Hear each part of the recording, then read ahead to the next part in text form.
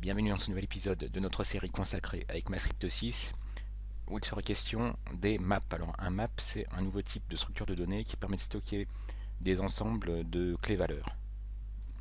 Donc on va se créer un map constitué de livres par exemple, on va l'appeler books. Et cette fois-ci, pour ajouter des données, donc contrairement au set où si vous êtes faire un add, là il faut faire un set, ce qui n'est pas trop étonnant.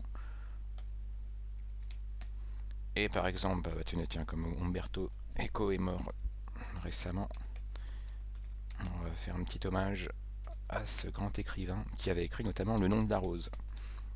Vous avez peut-être vu l'adaptation cinématographique qui était vraiment bien. Voilà. Et à partir de là, si on fait un console.log de notre map,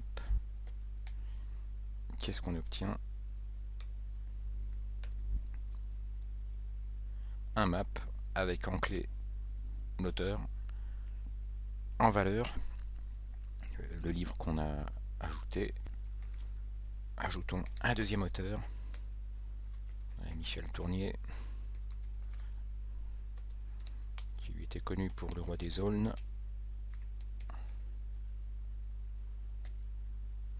Ce qui nous permet maintenant de pouvoir voir que pour connaître la taille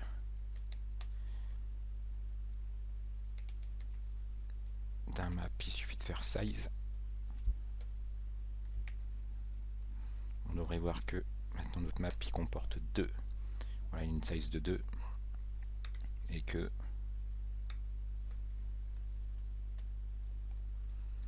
il comporte désormais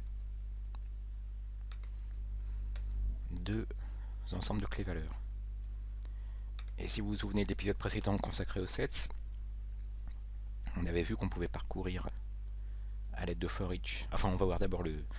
On a fait un set, on va faire un get, on va rester cohérent. Alors, le set, donc on passe une clé de valeur, c'était pour ajouter un nouvel élément au map. Et bien, pour lire la valeur d'un map, ou d'une map, je sais pas si on l'utiliserait au féminin ou masculin, et ben on passe par une clé, on fait un get, notre map, un get, et on passe une clé.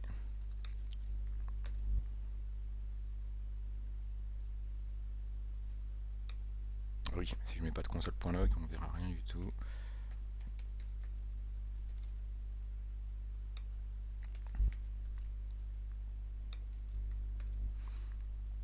Voilà, ça nous a bien trouvé le nom de la rose. Et si vous voulez faire un for each sur tout,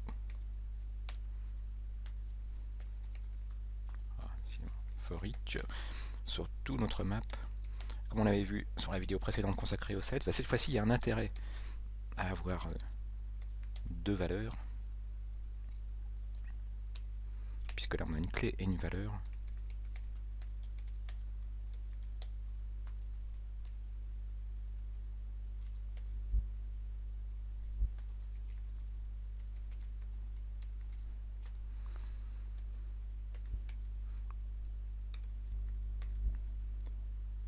Ce qui m'a un peu perturbé, c'est ça. Je pensais qu'il y avait quelque chose qui doublonnait.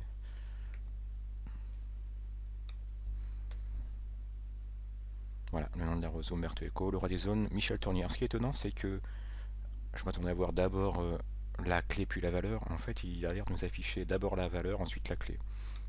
Donc, pour m'en rappeler, du coup, je mettrai val et qui, comme ça, je saurais qu'il met d'abord la valeur après la clé. Je sais pas pourquoi il y a eu ce choix, mais bon, apparemment, c'est comme ça. Voilà. Donc, et comme on l'avait vu lors du set, la troisième valeur, ce serait la collection elle-même, donc le map lui-même.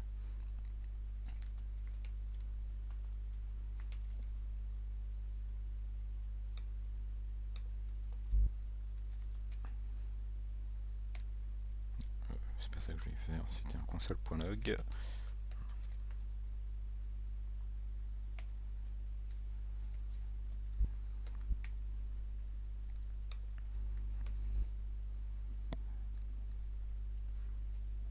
Donc voilà.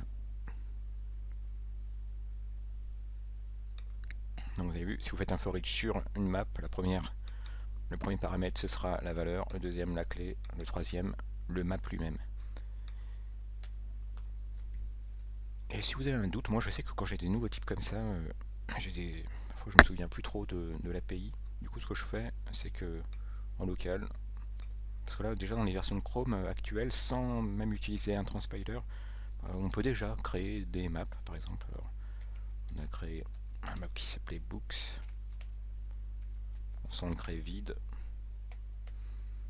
Vous avez vu, IntelliSense il va vous aider si vous tapez books. Et puis là il va vous montrer tout ce dont vous disposez. On voit qu'on a les méthodes clears pour effacer toutes les données du map, constructeur, delete pour effacer un élément du map, untrees. Alors ça c'est intéressant, vous allez voir, ça nous servira dans une prochaine leçon, un prochain tutoriel, où nous verrons comment utiliser les itérateurs.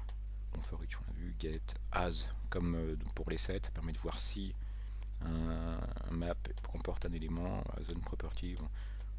Voilà, et keys également, ça nous permettra de récupérer un itérateur. Donc quand vous avez un doute dans la console, créez-vous un élément, et puis dès que vous tapez un point, vous verrez les propriétés dont il dispose. Merci d'avoir suivi cette vidéo, et à bientôt.